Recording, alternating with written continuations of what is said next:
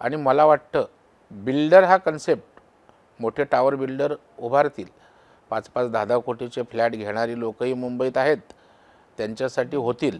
परंतु जो चाळीत राहतो, गिरणी कामगारांच्या चाळी आहेत, ज्या 2 माळ्याच्या गिरगाव, वरळी, लालबाग, शिवडी इकडे त्या ठिकाणी चाळी आहेत, त्यांना आधार या स्वयंपुनर्विकासाचा होणार आहे.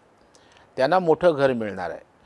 आज छोटे छोटे प्लॉट्स आहेत, बिल्डर हात घालत नाही, कारण त्यांना नफ्यात इंटरेस्ट असतो. मग ह्यांना स्पेशल FSI, 9 मीटरच्या सवलती, या सगळ्या गोष्टी या सेल्फ डेव्हलपमेंटमध्ये आहेत. त्याचा उपयोग या छोट्या छोट्या लोकांसाठी होईल आणि त्याच्यामुळे मला वाटते एक क्रांतिकारी अशा प्रकारची ही सेल्फ डेव्हलपमेंट योजना आहे. जेव्हा राज्याचे मुख्यमंत्री श्वेतांबरा सोसायटी चारकोपला आमचे योगेश सागर आमदार आहेत, त्यांच्या मतदारसंघात झाली, तेव्हा मी चाव्या वाटपाला माननीय मुख्यमंत्र्यांना विनंती केली. ते स्वतः आले.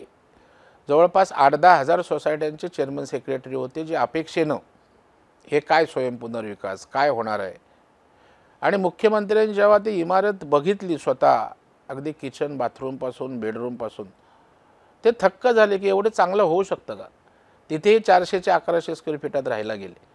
आणि तिथे मग त्यांनी माझी दरेकर समिती नेमली, अभ्यास गट, ज्याचा अहवाल मी त्या ठिकाणी सरकारला दिला. सरकारने काय सवलती दिल्या पाहिजेत, इतर गोष्टी काय कशा हव्यात.